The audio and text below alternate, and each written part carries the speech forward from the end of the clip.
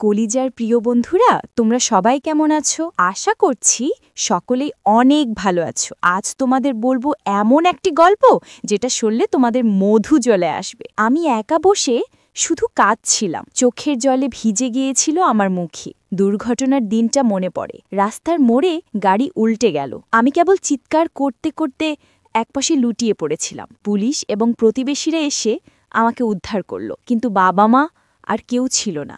যেখানে যাওয়ার উদ্দেশ্য সেখানে কেউ ছিল না। সবকিছু একদম শূন্য মনে হচ্ছিল। তখন আমার জীবন আলাদা পথে চলে গেল। আমার খালা তখন বলল, তুই এখন থেকে আমার সঙ্গে থাকবি। খালা আস্তে করে চোখের পানি মুছে দিল, তবে মুখে হাসি। বলল, কোনো দুঃখ নেই, আমি আছি, তোকে সবসময় রক্ষা করব। ছোটবেলায় খালা আমাকে অনেক আদর করত। সবার চোখে আমি ছিলাম খুব স্পেশাল। কেউ খালার মতো আমায় খোঁজ নিত না, কিন্তু খালা সব সময় পাশে ছিল। বাবা মা না থাকলে খালার এই স্নেহ আমাকে শক্তি দিত। আমার খাওয়া দাওয়া, পড়াশোনা সব কিছুতে খালা ছিল পাশে। বড় হতে হতে আমার শরীর ধীরে ধীরে বড় হলো। খালা এখনও আমাকে কোলে চড়িয়ে আদর করত। কখনো তার হাত আমার কপালে বুলিয়ে দিত, কখনো হাতে হাত রেখে বলতো, তুই ভয় পাবি না, আমি আছি। একদিন রাতে আমি ঘুমাতে গিয়েছিলাম। খালা পাশে শুয়েছিল, আমার হাতে হাত দিয়ে আস্তে আস্তে আমার বুকের উপর হাত রাখল। আমি অবাক হয়ে তাকালাম। মনে হলো স্বপ্ন দেখছি। খালা হেসে বলল, চুপচাপ থাকিস, সব ঠিক আছে, কেউ জানবে না। আমার শরীর কেঁপে উঠল। চোখ বন্ধ করে শুধু শ্বাস নেওয়ার চেষ্টা করলাম। খালা আমার চুলে হাত বোলাচ্ছিল। আমি আর কিছু ভাবতে পারছিলাম না। রাতের নিস্তব্ধতায় শুধু আমাদের নিঃশ্বাস শোনা যাচ্ছিল। আমি বুঝতে পারছিলাম আজ রাতটা অন্য রকম হবে। খালা এমনভাবে আমার দিকে তাকালো যার জন্য আমার হৃদয় ধকধক করতে লাগল। খালা ধীরে ধীরে আমার হাতে তার হাত রাখল। আমি অবচেতনভাবে হাত ধরলাম। তার স্পর্শে মনটা গলে যেতে লাগল। আমরা দুজন একে অপরের কাছে আরও কাছে চলে এলাম। আমি বুঝতে পারলাম এই রাত আর আগের রাতের মতো নয়। আমাদের সম্পর্কের মাঝে নতুন অধ্যায় এসেছে। খালা আমার কপালে চুমু দিলেন। আমি চমকে উঠলাম, কিন্তু চোখ বন্ধ করে রইলাম। মনে হচ্ছিল ঘুম আর আসবে না। আমরা দুজন ধীরে ধীরে একে অপরের পাশে মিলিত হয়ে শুয়ে রইলাম। হৃদয় উত্তেজনে ভরে গেছে। খালা আমার হাত শক্ত করে ধরে রেখেছিল, আমি সরতে পারছিলাম না। রাতটা শেষ হবার আগে আমি বুঝতে পারলাম আমার জীবনের সবচেয়ে বড় উত্তেজনা, সবচেয়ে বড় আবেগ সবকিছু একসাথে মিলেছে। এই রাতের স্মৃতি জীবনের এক অমলিন অংশ হয়ে থাকবে।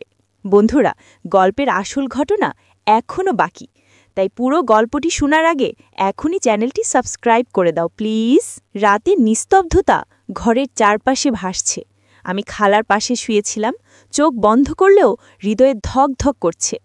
খালার হাত আমার হাতে রাখল। আমি অবচেতনভাবে হাত শক্ত করে ধরে রইলাম। তার স্পর্শে শরীর কেঁপে উঠছিল। খালা হেসে বলল, চুপচাপ থাকিস, সব ঠিক আছে। আমি শুধু শ্বাস নিতে চেষ্টা করলাম। আমরা একে অপরের কাছে আরও কাছে চলে এলাম।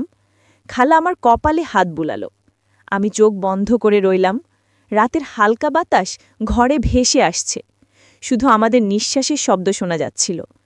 আমি বুঝতে পারছিলাম এ রাত আগের রাতের মতো নয়। খালা আস্তে আস্তে আমার চুলে হাত বোলালো। আমি অবচেতনভাবে ঘুমানোর ভান করলাম, কিন্তু আমার ভেতর উত্তেজনা বৃদ্ধি পাচ্ছিল। আমি তার দিকে চোখ দিয়ে তাকালাম। খালা হালকা হেসে বলল, আজ রাতটা আমাদের স্মৃতিতে থাকবে। আমি অনুভব করলাম তার স্পর্শ আমার হৃদয় ছুঁয়েছে। আমার হাত ধীরে ধীরে তার হাতে মিলল। খালা আমার কপালে চুমু দিলে আমি চমকে উঠলাম, কিন্তু চোখ বন্ধ করে রইলাম। মনে হচ্ছিল ঘুম আর আসবে না। আমরা দুজন ধীরে ধীরে একে অপরের পাশে মিলিত হয়ে শুয়ে রইলাম। হৃদয় উত্তেজনায় ভরে গেছে। খালা আমার হাত শক্ত করে ধরে রেখেছিল। আমি সরতে পারছিলাম না। রাতের আলো জানালার কাছে প্রতিফলিত, বৃষ্টি পড়ছে ছাদে। আমাদের মধ্যে অদ্ভুত শান্তি ও উত্তেজনা ছিল। খালা আমার কাঁধে মাথা রাখল। আমি বুকের সঙ্গে ওর মাথা মিশিয়ে দিলাম। মনে হচ্ছিল আমরা একে অপরের অংশ হয়ে গেছি। আমি ফিসফিস করে বললাম, খালা, আমি এই অনুভূতি আগে কখনো ভাবিনি। খালা হেসে বলল, এটা স্বাভাবিক অনুভূতি। আমাদের মধ্যে স্নেহ ও আস্থা রয়েছে। আমাদের হাত একে অপরের কোমরে, শরীর মিলেমিশে এক সুতোয় বাঁধা। আমার মন কেঁপে উঠছিল। রাত যত গভীর হচ্ছিল, আমাদের সম্পর্ক আরও ঘনিষ্ঠ হয়ে যাচ্ছিল। আমি বুঝতে পারছিলাম এই রাতের স্মৃতি সব সময় মনে থাকবে। খালা আস্তে আস্তে আমার গালে হাত বোলালো। আমি শান্তভাবে চোখ বন্ধ করে রইলাম। মনে হচ্ছিল কোনো শব্দের দরকার নেই। আমরা একে অপরের কাছে আরও কাছে চলে এলাম। খালা আমার হাত ধীরে ধরে রেখেছিল। আমার শরীর কেঁপে উঠছিল। রাতের শেষ দিকে আমরা দুজন ধীরে ধীরে শিথিল হয়ে গেলাম। শরীর আর মন পুরোপুরি শান্তি পেয়েছে। সকাল তখন হালকা আলো নিয়ে এসেছে। বৃষ্টি থেমে গেছে। ঘরের মধ্যে শুধু ফ্যানের শব্দ ভেসে আসছিল। আমি ধীরে ধীরে চোখ খুললাম। খালা পাশে বসে আমার দিকে তাকাচ্ছিল। হালকা হাসি মুখে রেখেছে। আমি তার চোখে চোখ দিলাম। মনে হলো আজও আগের মতো শান্তি নেই, একটা অদ্ভুত উত্তেজনা আছে। খালা বলল, চল বাইরে যাই, কিছুক্ষণ হাঁটতে। আমি হেসে মাথা নাড়লাম। হৃদয় এখনো ধপধপ করছে। আমরা ধীরে ধীরে উঠলাম, ঘরের দরজা খুলে বাইরে এলাম। বৃষ্টির পানি জমে আছে মাটিতে, তাদের ছায়া হালকা আলোতে মিশে যাচ্ছে। খালা হাত ধরে বলল, চল একসাথে একটু হাঁটব। আমি অবচেতনভাবে হাত ধরে নিলাম। আমার শরীর কেঁপে উঠছে। বাতাস ঠান্ডা, আমাদের শ্বাস মিলেমিশে চলেছে।